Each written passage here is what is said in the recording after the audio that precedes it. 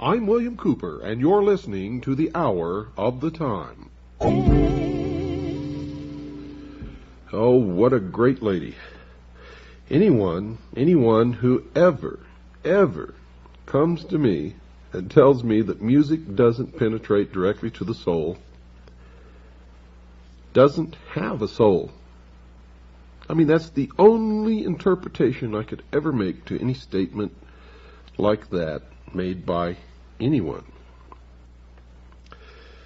Tonight, folks, we've got to get you back into the stream. And the way I do that is I quit telling you about my research and I quote exactly from the horse's mouth, so you'll know that what you're hearing on this program, The Hour of the Time, is not being made up by me or anyone else. And it's there for anyone to find if you'll just get off your butts and go to the library and start digging and looking and searching and reading and quit listening to what you're told, including what you're told on this show. Remember, my admonition is not to ever believe anything you hear from the mouth of anyone or that you read from the book written by anyone or from Dan Rather in the 6 o'clock news or the President of the United States or Chuck Carter, Tom Valentine, Rush Limbaugh, the man who's sitting on half of his brain, or indeed from even your own mother. For folks, the deception in this world right now that's being promulgated in order to bring about a one-world totalitarian socialist government is so deep that you better be standing on a stump or you might drown. Alice Bailey, folks, one of the key members of the New Age religion, wrote this. Quote, "There is no question, therefore, that the work to be done in familiarizing the general public with the nature of the mysteries is of paramount importance at this time. These mysteries will be restored to outer expression through the medium of the Church and the Masonic fraternity," unquote. And she's absolutely 100% correct. The question of just what the ancient mysteries were, folks, was answered in part by Albert G. Mackey, another 33rd degree Mason. He wrote a 2-volume work entitled Encyclopedia of Freemasonry, and he wrote this under the subject of the ancient mysteries. Quote, "Each of the pagan gods had, besides the public and open, a secret worship paid to him to which none were admitted but those who had been selected by preparatory ceremonies called initiation. This secret worship was termed the mysteries," unquote. The student of the Masonic order can know that when Mr. Mackey writes, his writings can be relied upon. He is considered to be one of the premier Masonic authors of all time. These are the comments from the biographical information presented on Mr. Mackey in the front of his encyclopedia.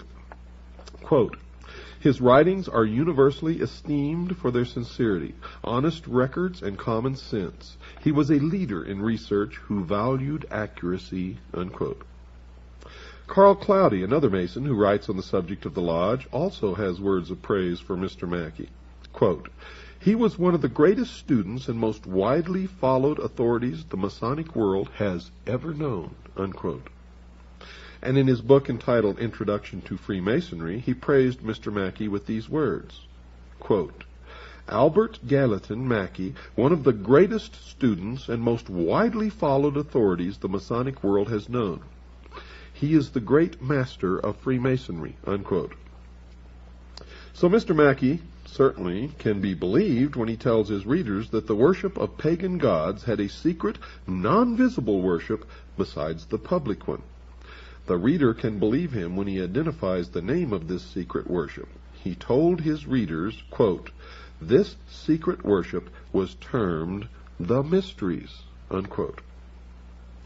Another who has written about the subject of the ancient mysteries was Manly P. Hall, another 33rd degree Mason whom I have quoted extensively before in this series. He has written in his book entitled What the Ancient Wisdom Expects of Its Disciples.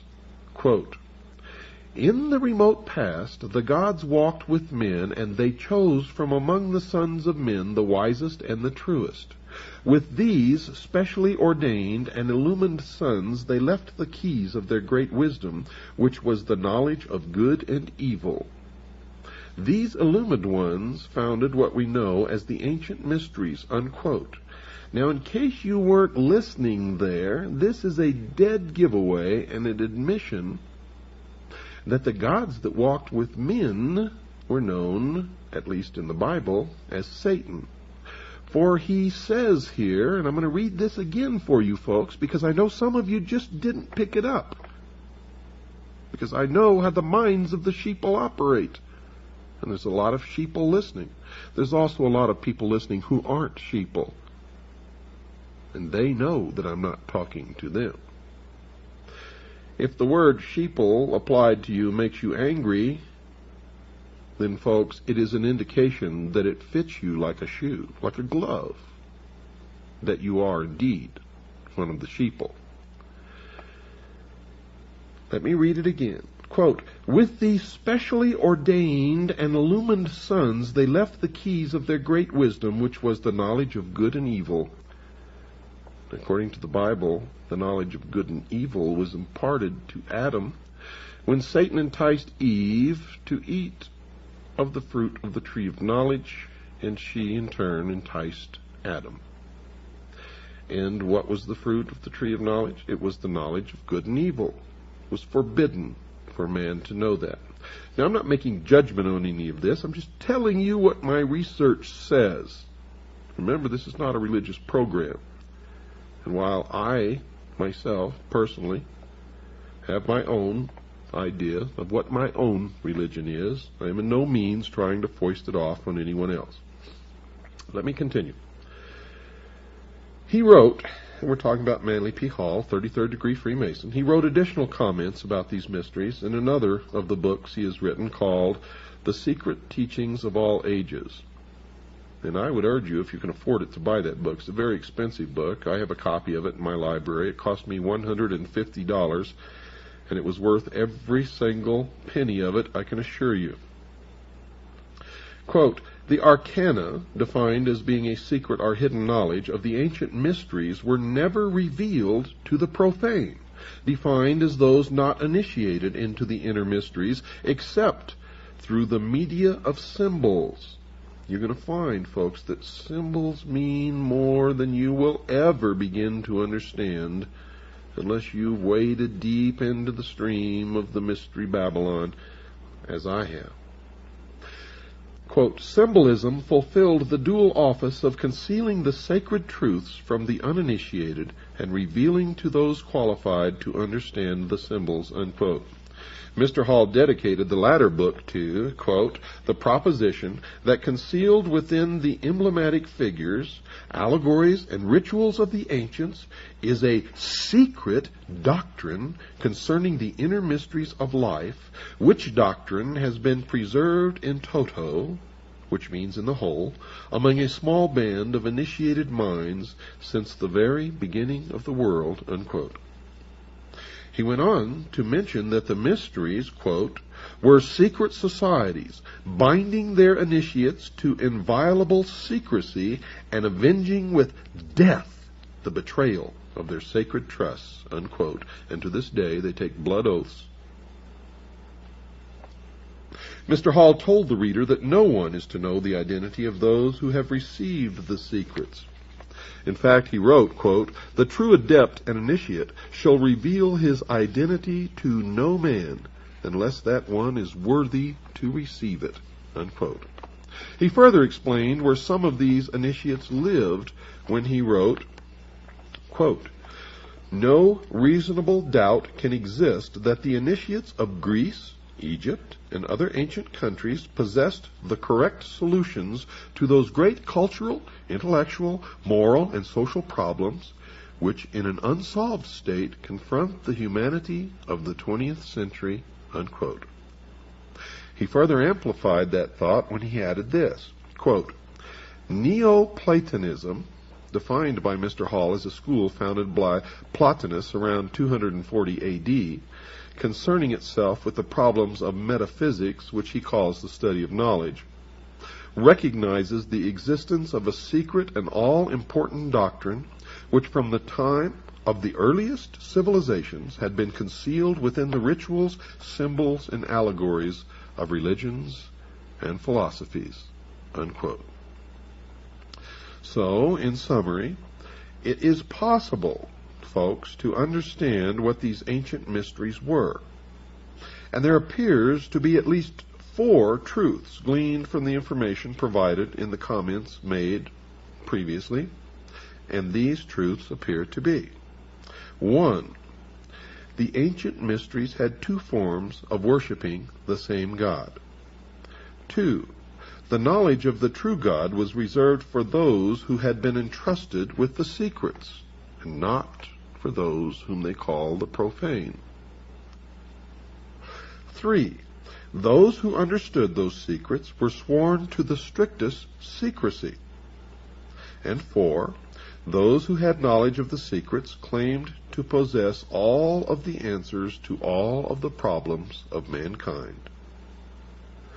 Now, there was an additional secret for the secret bearers. They had to be initiated in a private initiation ceremony.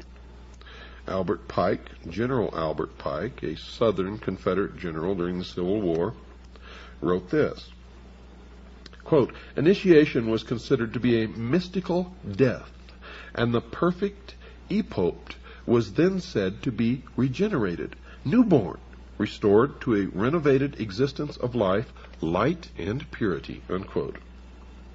In fact, folks, this, quote, newborn, unquote, experience is similar to the experience the, quote, born-again, unquote, Christians go through. The Christians call their experience a second birth, just as the Masons do. In fact, Albert Pike calls a similar ceremony a, quote, born-again, unquote, experience, and he wrote this, quote, "In the Indian mysteries, the 3rd degree, the initiate is said to be born again," unquote. The ceremony in the ancient mysteries has been described by the Masonic writer Manly P. Hall. Quote, "In the ancient system of initiation, the truth seeker must pass through a second birth, and those who attained this exalted state were known thereafter as, quote, the twice born," unquote. This new birth must be personally earned through a complete regeneration of character and conduct, unquote. This new birth ceremony involves a symbolic death, according to the Mason Kenneth Mackenzie, and he wrote this, quote, "In the ancient mysteries, the aspirant could not participate in the highest secrets until he had been placed in the coffin. In this, he was symbolically said to die, and his resurrection was to the light," unquote. Now remember I told you about the initiation that George Bush underwent in the crypt, also known as the tomb, the skull and bones, the Brotherhood of Death at Yale University? This is what they're talking about. During a press conference, a reporter asked George Bush if he was a Christian, and he replied thusly, quote, "If you're asking if I have been born again, the answer is yes," unquote. And indeed, he had. Modern-day Masons participate in an almost similar ceremony to the one described by these Masonic writers. In the 3rd degree, called the Master Mason degree, inside the Blue Lodge, the candidate is actually knocked off of his feet by several of the Masons in attendance. He is wrapped up in a blanket and moved to the western end of the temple. There, after further ceremony, he is raised up by a grip called the Master's grip, or the grip of the lion's paw. Those who learned the mysteries also learned that they had a secret project, one that was described by Albert Pike in his book entitled Morals and Dogma. Mr. Pike wrote this, quote, "Behold our object, the end, the result of the great speculations of antiquity, the ultimate annihilation of evil and restoration of man to his first estate by a Redeemer, a Messiah, a Christos, the incarnate Word reason or power of deity, unquote. I urge you all, if you can find a copy of Morals and Dogma by Albert Pike, to purchase it, take it home, and read it. Mr. Hall told his readers that those who had been initiated into the mysteries were the secret power behind the governments of the past. He wrote this about these ancient initiates in his book entitled What the Ancient Wisdom Expects of Its Disciples. Quote, "They are the invisible powers behind the thrones of earth, and men are but marionettes dancing while the invisible ones pull the strings. We see the dancer, but the master mind that does the work remains concealed by the cloak of silence," unquote. Remember, I told you folks that if you don't open your mind, and if you don't quit believing dogma, if you don't quit believing what people tell you, if you don't stop believing what Dan Rather tells you on the 6 o'clock news, or your local minister down at your church, or your mother, or the President of the United States, and if you don't start digging to find the truth yourself, you, the sheeple, are the marionettes dancing while the invisible ones pull the strings. And until you change that pattern of your life, you will always be the puppet on the end of someone else's string. And I know that that's not what you want to be. Is it? Well, if it's not, change your life now. Stop believing what you're told, including what you hear on this show, unless it checks out in your own research, your own experience, your own digging. Each of us must find our own truth. And if we are really looking and digging, we're ultimately going to come to something near the same truth for all of us. And I can tell you now that most of us have been living in fantasy land for all of our lives. We don't even know anything near what the truth of any matter is. And we must begin an honest search, starting from the beginning, wiping the slate clean, cleansing our mind, and looking at the world, beginning again, as though through the eyes of a newborn child. And you will find that most of what you've ever been taught in your entire life is a lie. Is a lie. Other writers, folks, have confirmed the thoughts of Mr. Hall. A Masonic scholar named George Steinmetz also acknowledged that these mysteries exist and that some of the members inside the Masonic lodges are custodians of the secrets. He has written this in his book entitled Freemasonry, Its Hidden Meaning. Quote, "Ancient secret doctrine, which is concealed in Masonic allegory and symbolism. It was but to preserve these truths for future generations that Masonry was perpetuated," unquote. And if that is true, why is it a secret? Why not tell us all what this secret doctrine is? For modern man is not like ancient man when he didn't know how to read or reason or understand. Modern man has the capability to understand anything that is put before him and accept it if it is the truth and reject it if it is a lie. So why the secrecy? The secrecy is because, folks, the real secret of Mystery Babylon is how to control everyone else. And if they reveal these secrets, they won't have the control, for it'll be in the hands of everyone. That is the greatest secret of the secret societies. Another writing of Manly P. Hall was this, quote, "Much of the ritualism of Freemasonry is based upon the trials to which candidates were subjected by the ancient hierophants." Hierophant is defined as the high priest of the mysteries. "Before the keys of wisdom were enthroned to them," unquote. The ancient mysteries had a beginning. According to Mr. Mackey, he wrote about where they started. Quote, the first of which are those of Isis and Osiris in Egypt. The most important of these mysteries were the Osiric in Egypt, unquote. Another writer, Edmund Ronayne, an ex-Mason, confirmed that the Masons were involved in the worship of Osiris when he wrote this in his book entitled The Master's Carpet. Quote, Masonry's ceremonies, symbols, and the celebrated legend of Hiram in the Master Mason's degree were directly borrowed from the ancient mysteries or the secret worship of Baal, Osiris, or Tammuz, unquote. This is a direct admission that Freemasonry stems directly out of Mystery Babylon, the ancient mystery religion, the worship of Baal, the golden calf, representative of the house during which that 2,000-year period the sun resided. The sun, the symbol of the light, Lucifer, the intellect, the gift, primordial knowing.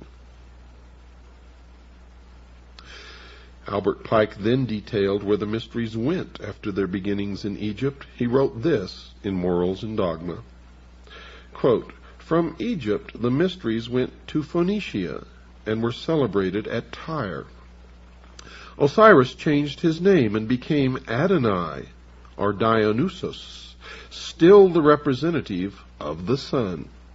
In Greece and Sicily, Osiris took the name of Bacchus. So the ancient mysteries conceal an important mystery kept secret from the average person.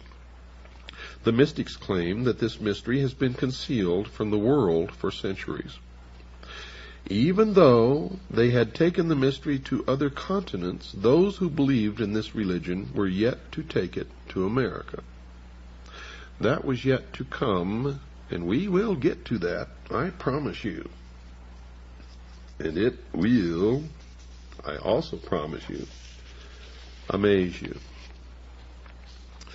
Lafayette, who was a very famous and noted pirate and a member of Freemasonry and the Knights Templar, said this, quote, An invisible hand is guiding the populace, unquote. Arthur Edward Waite, a prolific writer on secret societies, has written this, quote, Beneath the broad tide of human history there flow the stealthy undercurrents of the secret societies, which frequently determine in the depths the changes that take place upon the surface, unquote. Another who wrote about the power just underneath the surface was President Woodrow Wilson, President of the United States of America, who made this startling statement.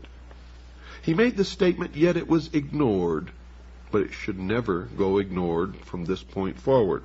Quote, There is a power so organized, so subtle, so complete, so pervasive, that they had better not speak above their breath when they speak in condemnation of it, unquote. So these two writers have warned America that secret societies had been arranging the major events of the past, and President Wilson warned those who were quick to condemn these organizations that they had better be cautious. Albert Pike also connected the secret societies with a secret belief in his book entitled Morals and Dogma. He wrote that all secret orders and associations, quote, now remember, he says, all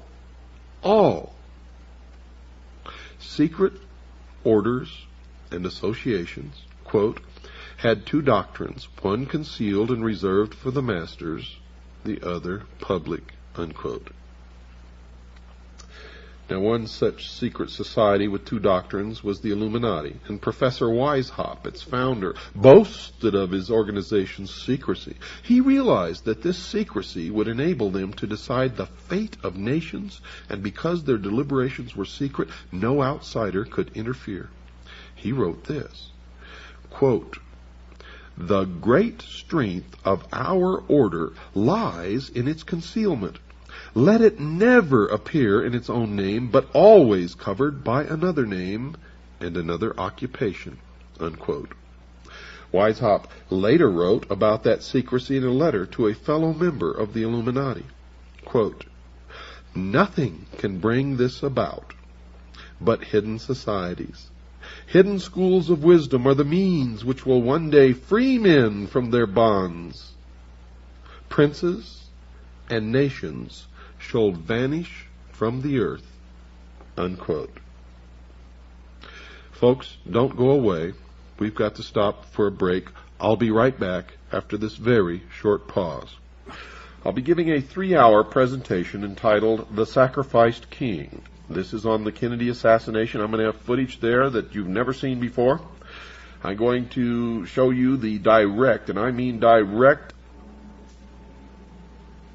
absolute occult connection to the Kennedy assassination. I'm going to tell you what group killed our president, murdered our president, if you will. I'm going to show you the footage of what Dealey Plaza really is, so that you'll see that this is not just an innocent park in the city of Dallas. I'm going to show you where Dallas really is and what the occult significance of its location means. And when you leave there, folks, you're going to understand more about the workings of the world and who assassinated our president and why than you ever have before. You're also going to see that Oliver Stone knew all of this and chose to deceive the American people, because he is one of those who are bringing about the New World Order.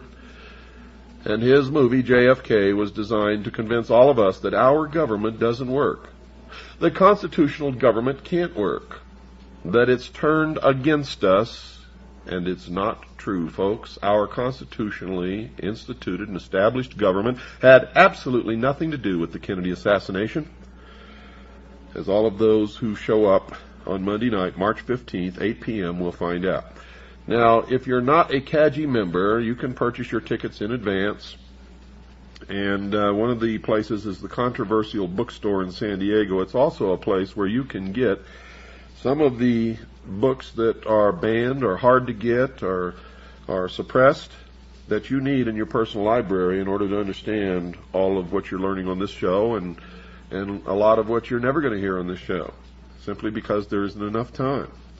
And all of you should be engaged in your own private research looking for the truth. Well, folks, you've heard all through this series of broadcasts about a group of men, supposedly with the only truly mature minds in this world, who are going to set up a utopia on earth, a heaven on earth, if you will. And that they're the ones who are going to rule through a benevolent despotism. And they call this utopia the Great Society, the New World Order, the utopian philosophy, all of these things. Now, Lyndon Baines Johnson was a member of this secret society. He was, in fact, a 33rd degree Freemason, and his great society that he envisioned was exactly what we're talking about here. And you can see that Johnson, a great socialist, a Marxist, secretly, set us on the road to socialism by setting up this great welfare state, which he called the Great Society. It's one and the same, folks. It's the same. George Bush's New World Order is the same. The New World Order that our forefathers envisioned was the same. The Great Society talked about during the Peasants' Revolt in England was the same. The same that is coming unless we wake up to stop it. And you can see by the welfare state how well it really works. It doesn't work at all. It never will work. It can't work. These people are Looney Tunes. If you believe the exoteric version of what they intend to bring about. You see, they have no intention of bringing about a utopia, a heaven on earth, a great society. Not at all. That's to lure the unwary, the foolish, the great mass of followers that make up the lower degrees of this secret society, so that they will support the completion of the great work, the plan. They really intend this to be something along the lines of what Hitler attempted to establish. They talk about it in terms of a great cleansing, where certain religions, certain peoples, certain races will literally be eliminated from this earth. And they are convicted through their own words, ladies and gentlemen, as you are hearing tonight, and you've heard in other broadcasts. For when I feel that you are getting to the point where you're not understanding what's happening, I go back, as I'm doing tonight, and quote these people directly from their own mouths. I'm going to do that again tomorrow night, folks, so be ready.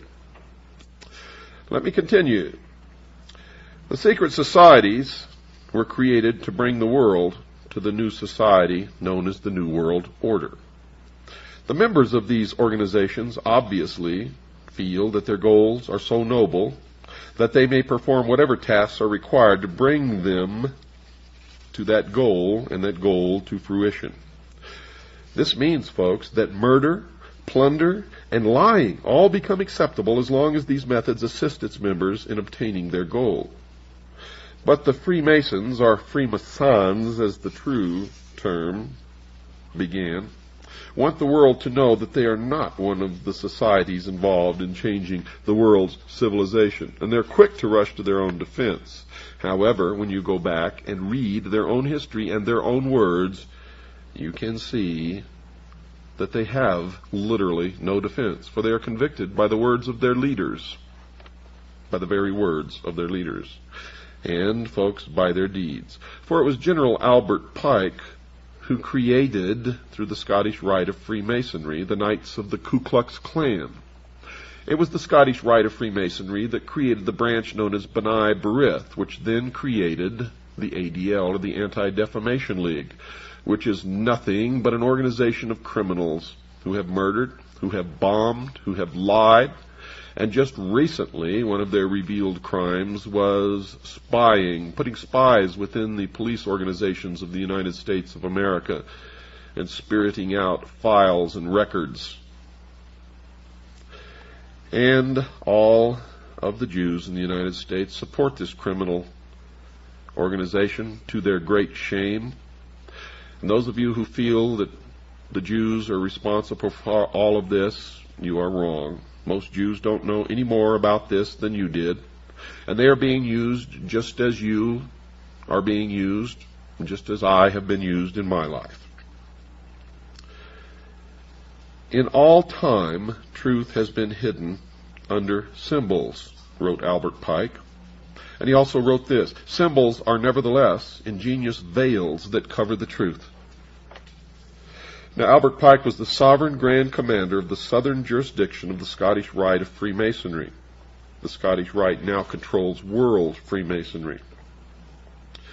There certainly seems, folks, to be a power in knowing something that you can't tell your family, friends, children, or business acquaintances.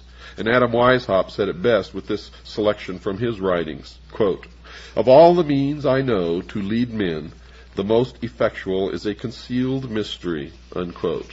And that is true. I've found in my research that the vast fools, the followers, flock to the mysteries and the promise of learning some secret during their climb up the ladder of degrees of initiation. The truth is that only a very few ever learn anything, and what they learn is how to control the rest.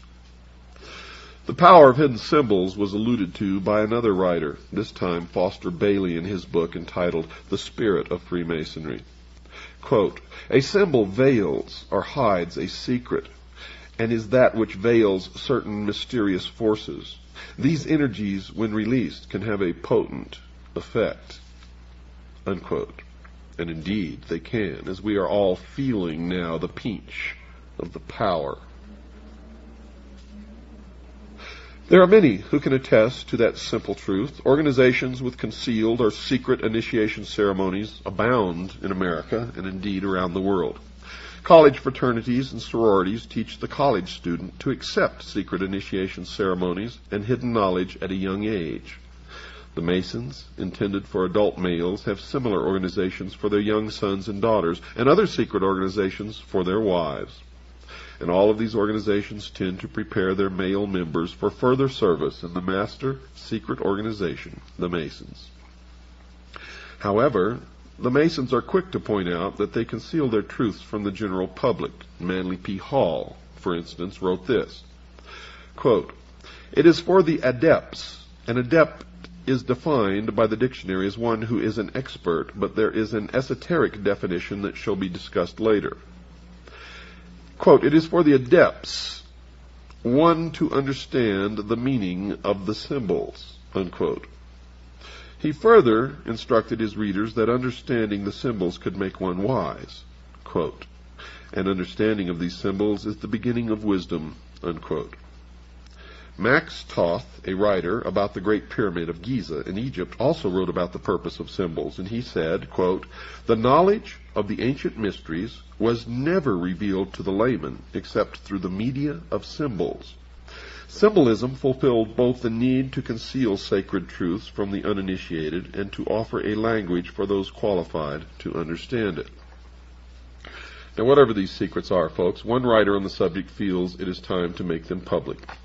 Alice Bailey, one of the key writers supporting the New Age movement, wrote this, quote, "The hour for the ancient mysteries has arrived.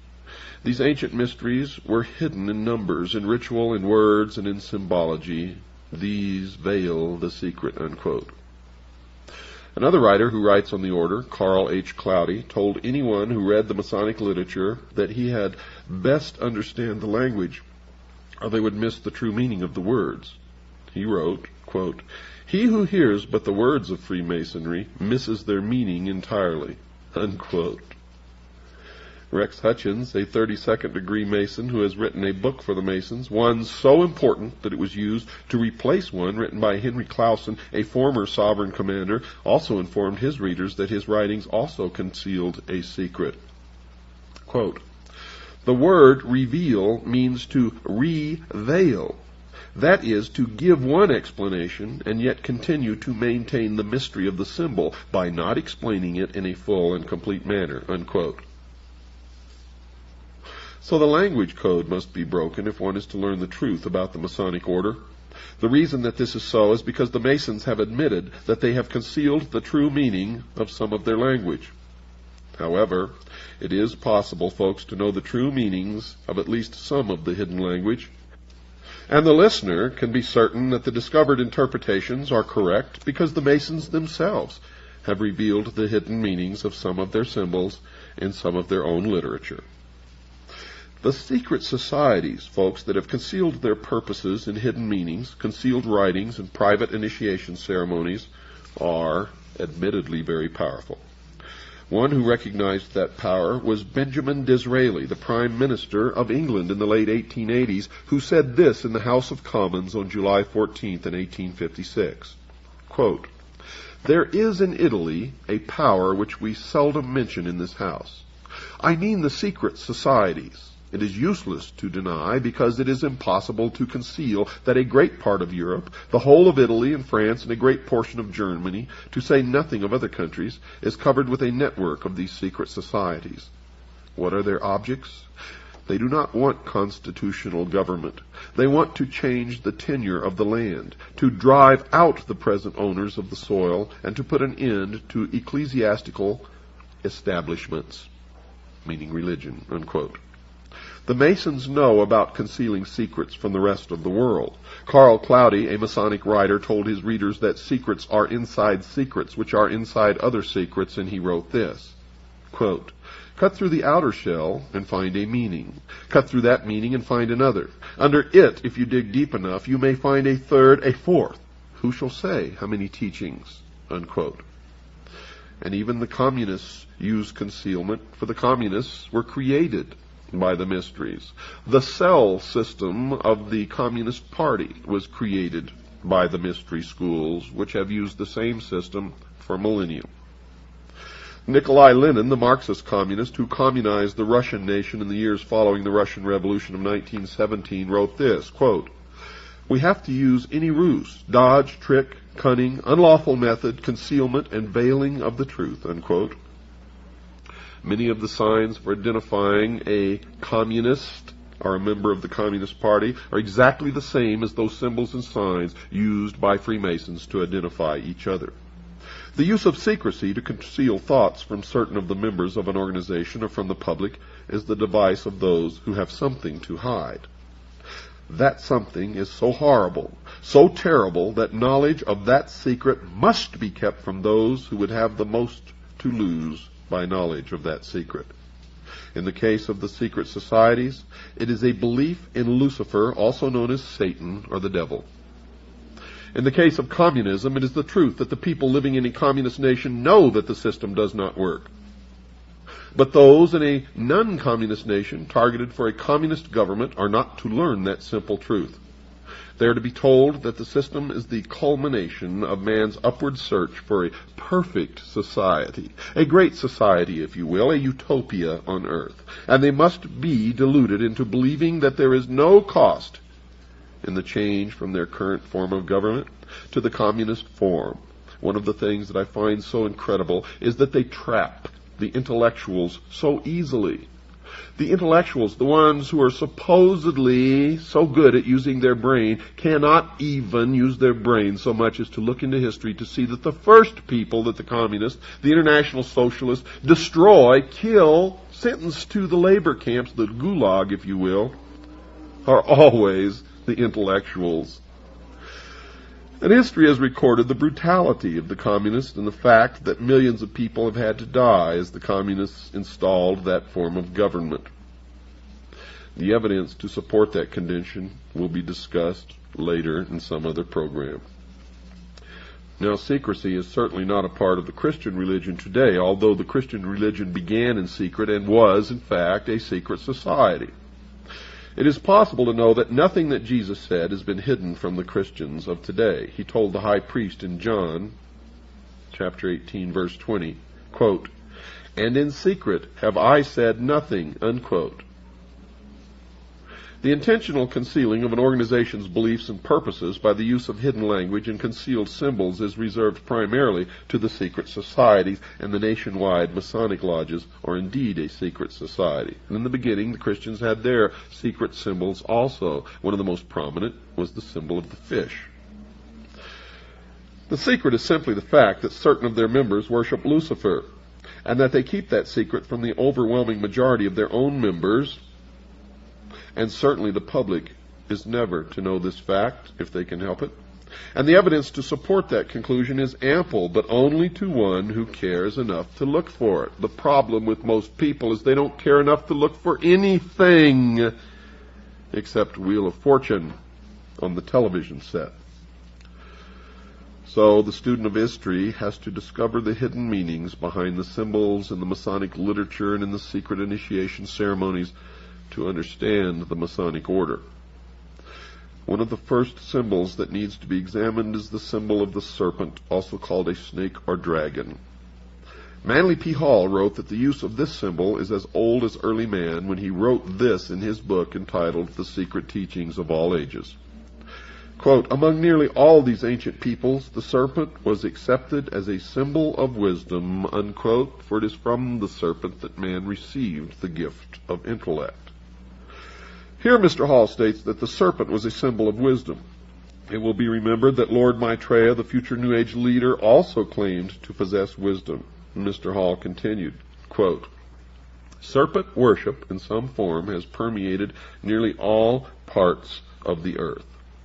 The serpent is the symbol and prototype of the universal Savior who redeems the world by giving creation the knowledge of itself and the realization of good and evil," unquote, an admission that the serpent, at least from the point of view of the Christian Bible, is Satan.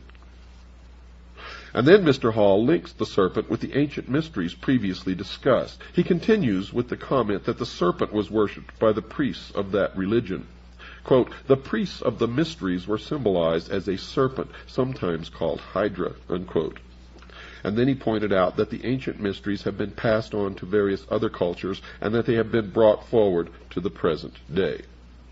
Folks, we'll continue this tomorrow night. If you can, reach into your pockets, make out a check or money order to WWCR and send it to the address which you'll hear at the end of this broadcast. Also write to us and ask for a packet of information or call Stan and he'll give it into the mail immediately. Until tomorrow night, good night, and God bless each and every single one of you.